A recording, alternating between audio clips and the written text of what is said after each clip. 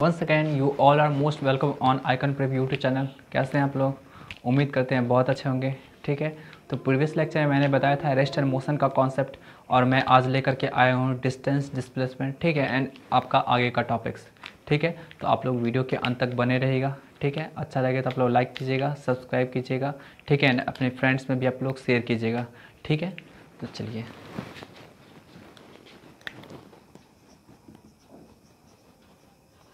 Distance and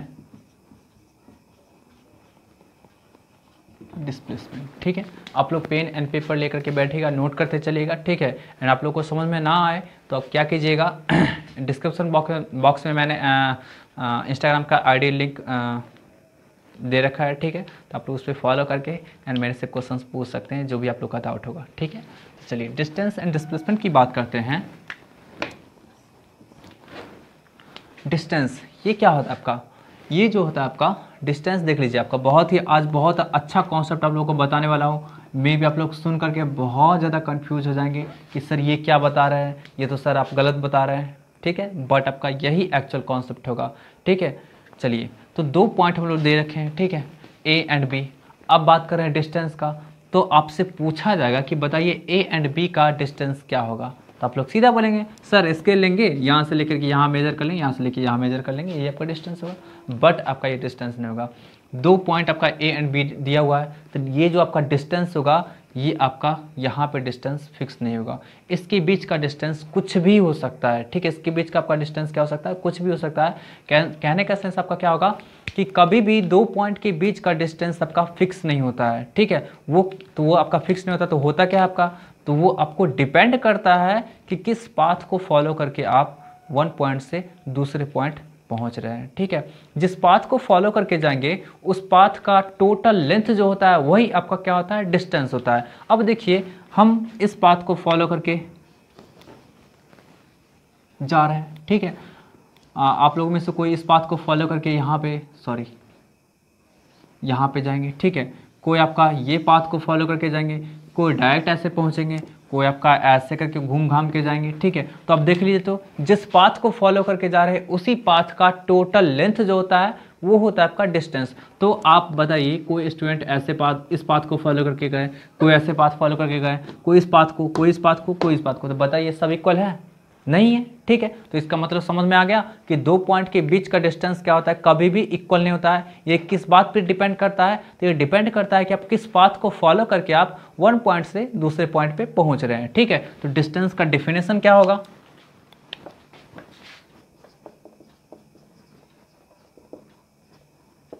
क्या होगा definition इसका? It is the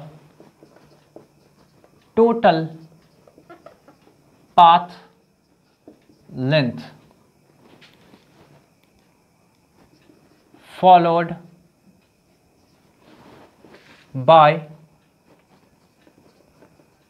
particles to go from one point to another point। बात समझ में? डिस्टेंस क्या होता है? It is the total path length followed by particles to go from one point to another point. ये आपका क्या होता है? डिस्टेंस होता है। ठीक है, बात समझ में आई? तो डिस्टेंस आपका क्या हुआ? अब किसी भी पाथ को फॉलो करके जा रहा है। ठीक है, तो यहाँ पे क्या होता है? इसके पास कोई पार्टिकुलर डायरेक्शन नहीं है। कहने का सेंस आपका हो गया कि ये आपका एक स्केलर क्वांटिटी होगा। ठीक है, it has no particular direction, so it is a scalar quantity. ठीक है, ये आपका क्या होगा? स्केलर क्वांटिटी होगा। इसका मेजरमेंट हम लोग किस चीज में करेंगे? तो SI यूनिट जो होता है इसका वो आपका मीटर होता है, जिसको स्मॉल एम से रिप्रेजेंट करेंगे। फिर आपका बिगर यूनिट्स आप कर सकते हैं, किलोमीटर में कर सकते हैं, स्मॉल यूनिट आपका mm में कर सकते हैं, मिलीमीटर में कर सकते हैं, माइक्रोमीटर में कर सकते हैं। ठीक है, तो आपका बहुत सारा इसका यूनिट होता है, लेकिन आपका ऐसा यूनिट जो होगा आपका वो मीटर होगा। ठीक है, आगे बढ़ते हैं हम लोग। अब हम बात करते हैं डिस्प्लेसमेंट की। ठीक है, इधर हम डिस्प्लेसमेंट बताए थे। डिस्प्लेसमेंट क्या होता है? तो डिस्प्लेसमेंट जो होता है आपका ये फिक्स होता है, 2 पॉइंट के बीच का डिस्प्लेसमेंट आपका क्या होगा, हमेशा फिक्स होगा। और ये किस पे डिपेंड करता है, ये तो डायरेक्शन पे डिपेंड करता है। तो डिस्प्लेसमेंट होता क्या है, तो देखिए ये आपका बहुत सारा पाथ बना है, इसमें से जो सबसे शॉर्टेस्ट पाथ जो दिख रहा है आपको, जो आपका हमेशा शॉर्टेस्ट पाथ होगा, ठीक है, 2 पॉइंट के बीच का जो हमेशा से शॉर्टेस्ट पाथ होगा, ठीक है, वो भी आपका क्या होगा, एक यूनिक पाथ होगा, ठीक है, एक आपका क्या होगा, यूनिक पाथ होगा। जैसे हम लोग ए एंड बी 2 पॉइंट ले लिए हैं, तो इसके बीच का बोलेंगे शॉर्टेस्ट पाथ, तो क्या होगा, जस्ट इसको इससे मिलाने वाला जो आपका पाथ होगा वही आपका क्या होगा, शॉर्टेस्ट पाथ होगा, ठीक है। तो जो आपका शॉर्टेस्ट पाथ होगा 2 पॉइंट के बीच का, वही आपका क्या होता है, डिस्प्लेसमेंट का पाथ होता है, ठीक है। तो उसका जो लेंथ होगा वही आपका क्या होगा, डिस्प्लेसमेंट होगा, ठीक है। तो आप इसको डिफाइन कर सकते हैं, it is the shortest distance between 2 points, ठीक है। It is the shortest distance between 2 points, ठीक है। तो इसके पास क्या होगा, शॉर्टेस्ट डिस्टेंस की बात करें, इसके पास पार्टिकुलर डायरेक्शन होगा, तो it has particular direction, so it is called vector quantity, इसलिए इसको वेक्टर क्वांटिटी कहा जाता है। बात समझ आ रही है, इसका भी आपका यूनिट सेम होगा, जो आपका क्या है, डिस्टेंस का यूनिट होगा, ठीक है। अब देखिए यहां पे एक कॉन्सेप्ट होता है, देखिए डिस्टेंस तो इतना तो पता ही है कि डिस्टेंस आपका क्या है, हमेशा डिस्प्लेसमेंट से बड़ा है, लेकिन एक ही केस ऐसा है जब आपका डिस्टेंस डिस्प्लेसमेंट के इक्वल हो सकता है, वो कब, जब आपका स्ट्रेट पाथ को फॉलो करके जाएगा, ठीक है। तो डिस्टेंस जो होता है आपका always greater than equal to displacement, ठीक है। डिस्टेंस आपका बहुत से बहुत क्या हो सकता है, आपका मतलब मिनिमम वैल्यू क्या हो सकता है, डिस्प्लेसमेंट के बराबर हो सकता है, अदरवाइज आपका उससे क्या आपका हमेशा बड़ा ही होगा। ये greater than and equal to का साइन होता है, ये ग्रेटर देन और इक्वल टू कहने का सेंस आपका होगा कि डिस्टेंस होगा इससे बड़ा ही होगा, या फिर आपका हार्डली क्या हो सकता है, इसके इक्वल हो सकता है, ठीक है। तो वो आपका एक ही केस है जब इक्वल होगा, कब, जब बिल्कुल स्ट्रेट पाथ को फॉलो करके जाएगा, ठीक है। लेकिन इस पाथ को फॉलो करके नहीं जाएगा, किसी और पाथ से जाएगा, तो आपका हमेशा क्या आपका इससे बड़ा ही होगा, ठीक है। तो बात समझ में आ गई, डिस्प्लेसमेंट का कॉन्सेप्ट समझ में आ गया, ठीक है। इसके पास आपका पार्टिकुलर डायरेक्शन होता है, ये आपका वेक्टर क्वांटिटी होता है, ठीक है। आपका ये क्या होता है, आपका स्केलर क्वांटिटी होता है। ये पॉइंट आपको समझ में आ गया, ठीक है। अब चलिए हम लोग आगे बढ़ते हैं।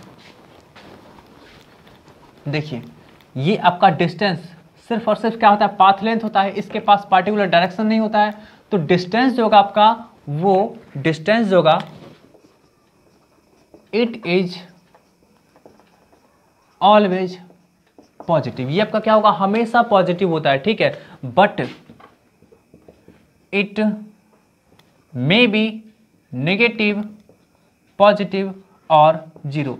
डिस्प्लेसमेंट जो आपका होगा, वो 2 पॉइंट के बीच का डिस्प्लेसमेंट आपका जीरो भी हो सकता है, नेगेटिव भी हो सकता है, आपका पॉजिटिव भी हो सकता है, ठीक है। अब देखिए इसको दिखाते हैं।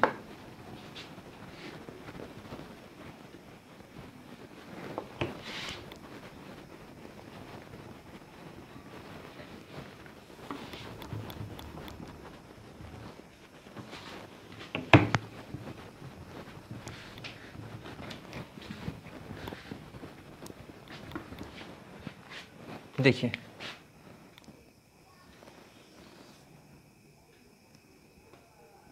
डिस्प्लेसमेंट जो होता है आपका, सिर्फ और सिर्फ डिपेंड करता है आपका इनिशियल एंड फाइनल पोजीशन पे, ठीक है। इसमें आप लोग लिख लीजिएगा, डिस्प्लेसमेंट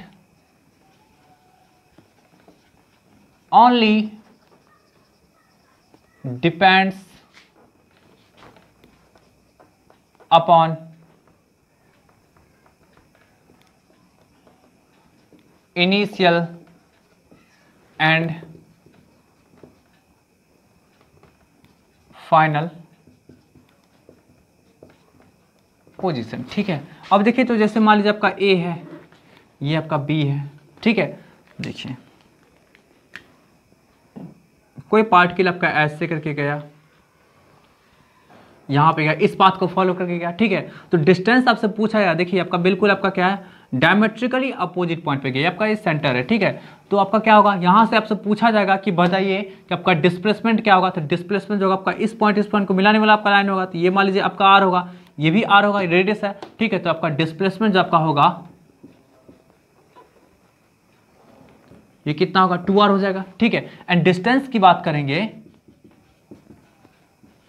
डिस्टेंस की बात करें तो यहां से यहां तक आपका इस पाथ को फॉलो करके गया, इसका सर्कमफेरेंस क्या होता है 2πr होता है, ठीक है। तो आपका क्या होगा 2πr का हाफ हो जाएगा, मीन्स 2πr/2 मतलब कितना πr जो आपका होगा वो क्या होगा आपका इसका डिस्टेंस हो जाएगा, ठीक है, ए से लेकर के बी तक जाने में। अब सोचिए यही पार्टिकल आपका उठ करके यहां पे आ जाएगा, मतलब आपका बिल्कुल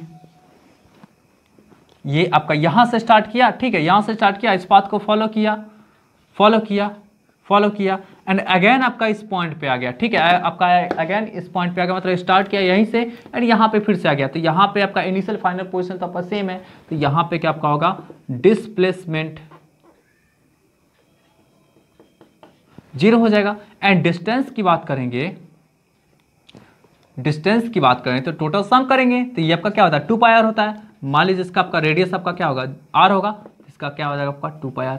बात समझ आ रही है, डिस्प्लेसमेंट आपका क्या होगा 0 हो गया, ठीक है, एंड डिस्टेंस आपका क्या हो गया 2πr हो गया, ठीक है, कोई डाउट है? चलिए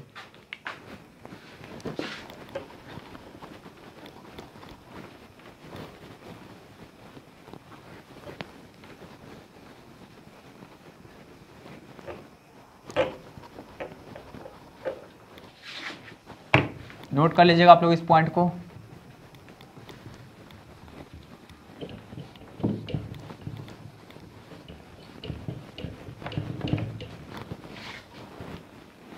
अब देखिए नेक्स्ट आपका टॉपिक है स्पीड एंड वेलोसिटी, ठीक है। स्पीड एंड वेलोसिटी क्या होता है, तो देखिए स्पीड वेलोसिटी, स्पीड जो होता है ये आपका क्या होता है distance travelled per unit time, ठीक है, एंड वेलोसिटी क्या होता है displacement travelled per unit time. Distance travelled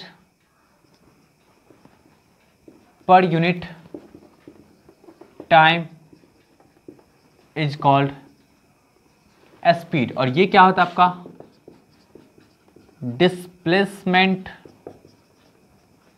travelled per unit time is called velocity, ठीक है। तो देखिए स्पीड जो होता है आपका ये डिस्टेंस हुआ ट्रेवल्ड पर यूनिट टाइम, ये आपका क्या होता है displacement travelled per unit time. Distance आपका क्या होता है स्केलर होता है, ये क्या होता है वेक्टर होता है, तो ये भी आपका क्या होगा स्केलर होगा एंड ये आपका क्या होगा वेक्टर होगा, ठीक है। इसको हम लोग v से रिप्रेजेंट करेंगे तो v इक्वल टू क्या आपका होगा डिस्टेंस को आप s से रिप्रेजेंट करते हैं तो आपका s/t होगा। इसको हम लोग वेक्टर v से रिप्रेजेंट करेंगे, ठीक है, वेक्टर v से, क्योंकि आपका वेक्टर क्वांटिटी होता है तो ये आपका क्या होगा डिस्प्लेसमेंट को वेक्टर s से रिप्रेजेंट करेंगे तो आपका क्या होगा वेक्टर s/t होगा, ठीक है। डिस्प्लेसमेंट डायरेक्शन एंड आपका वेलोसिटी डायरेक्शन दोनों का दोनों आपका क्या होगा सेम होगा। यहाँ पे लिख देते हैं direction of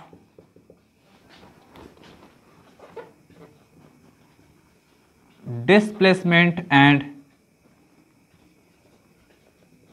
velocity is same, ठीक है। यूनिट की बात करेंगे तो क्या मीटर पर सेकेंड, तो यूनिट जो होगा आपका वो मीटर पर सेकेंड आपका होगा, यहाँ भी आपका क्या होगा मीटर पर सेकेंड हो जाएगा। कोई डाउट है? ठीक है, बात समझ में आ रही है ना एकदम। चलिए ये आपका क्या होगा स्पीड की बात करेंगे तो ये आपका क्या होगा हमेशा आपका ये आपका हमेशा पॉजिटिव होगा, ठीक है। हाँ पॉजिटिव हो सकता है फिर जीरो हो सकता है। मान लीजिए आपका टाइम बढ़ रहा है, आपका डिस्प्लेसमेंट डिस्टेंस ट्रेवल किया ही नहीं तो आपका जीरो हो सकता है, जीरो या पॉजिटिव। लेकिन ये बात करेंगे तो ये जीरो भी हो सकता है, पॉजिटिव भी हो सकता है एंड निगेटिव भी हो सकता है। बात समझ में आ रही है ना? ठीक है, कोई डाउट है? चलिए आगे बढ़ते हैं हम लोग, इस सब चीज़ को नोट कर लीजिएगा आप लोग।